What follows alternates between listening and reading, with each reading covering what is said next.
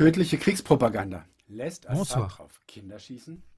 La chaîne de télévision allemande ARD a présenté le vidéoclip « Les sbires meurtriers du dictateur Assad font feu sur un jeune héros, un enfant qui sauvait sa sœur ».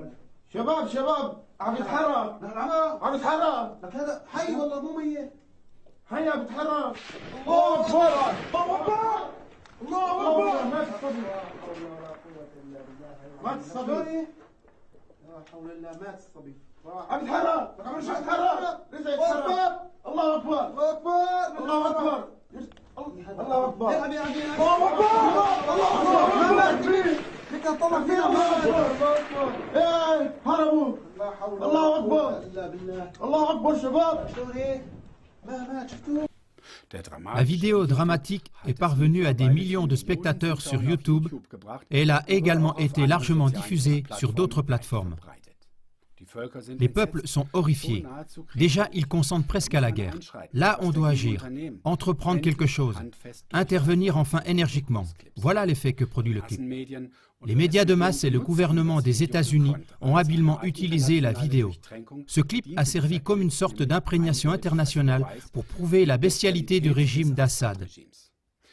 Avec toujours la rengaine, il y a longtemps que nous le disons, mais on ne voulait pas nous croire.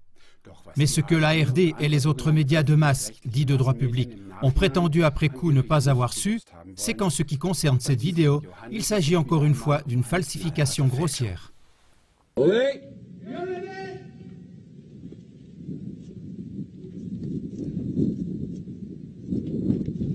Turn the right way. Lars.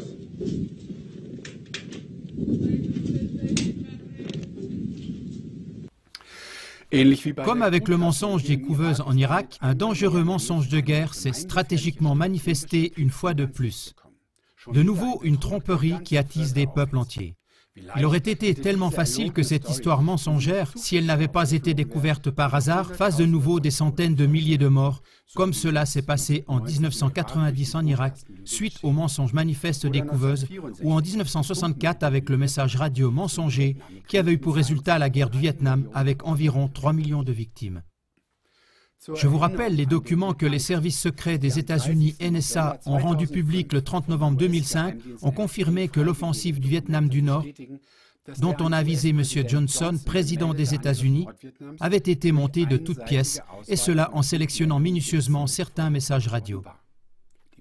Les documents du Pentagone publiés en 1971 et les mémoires de Robert McNamara en 1995 avaient déjà apporté la preuve irréfutable que le gouvernement des États-Unis avait consciemment utilisé les événements en les présentant de manière faussée pour imposer l'entrée en guerre directe qui était planifiée depuis 1963.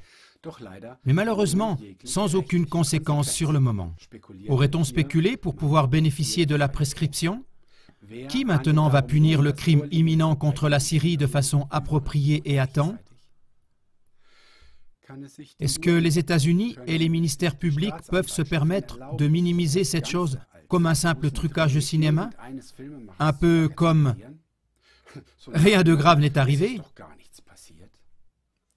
Quand un aiguilleur du ciel donne une fausse instruction qui provoque presque une collision entre deux avions, comme cela est arrivé à Zurich il y a 2 ans, le ministère public statue qu'une sanction sévère doit être appliquée.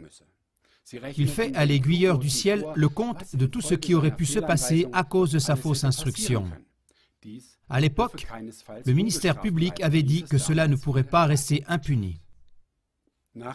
Par conséquent, d'après le précepte connu « devant la loi, tous sont égaux », ces actions beaucoup plus bellicistes et tragiques qu'une collision d'avions ne doivent en aucun cas rester impunies. Il convient d'informer complètement les peuples du pays des calomnies passées. En outre, on doit poser la question, qui exactement a commandité un tel scénario dangereux qui trompe les peuples?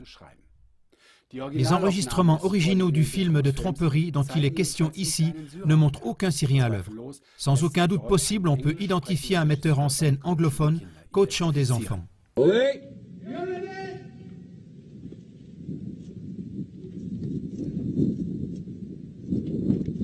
Turn the right way. Lars.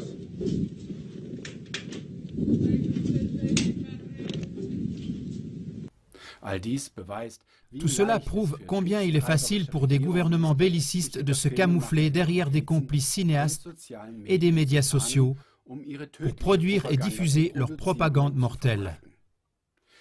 Dans le cas présent, on a tenu des propos incendiaires visant bien précisément le président Bachar al-Assad en Syrie.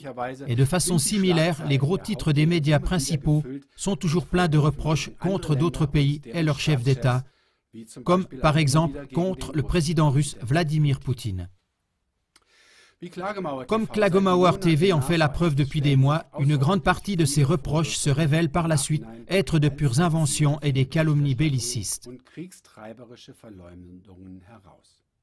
De cette façon, une fois de plus, les peuples européens ont été rendus consentants à la guerre. Mais ce qu'on peut à peine évaluer à sa juste mesure, c'est la portée de la propagande de guerre mensongère. Une guerre ukraino-européenne contre la Russie pourrait si facilement dégénérer en guerre mondiale. Toutes les conditions juridiques préalables sont déjà établies par les traités d'assistance de l'OTAN, qui obligent aussi les États membres qui ne veulent pas de guerre à y participer. Coopérez à prévenir le déclenchement d'une guerre en informant activement, en écrivant à vos politiciens ou en propageant cette émission ou une autre sur le même sujet. Chers téléspectateurs, si vous possédez des documents qui élucident des événements essentiels, s'il vous plaît, ne restez pas seul. Klagemauer TV attend votre lettre de réponse où vous dénoncez les responsables par leur nom. Merci beaucoup d'avance pour toute aide et collaboration. Bonsoir.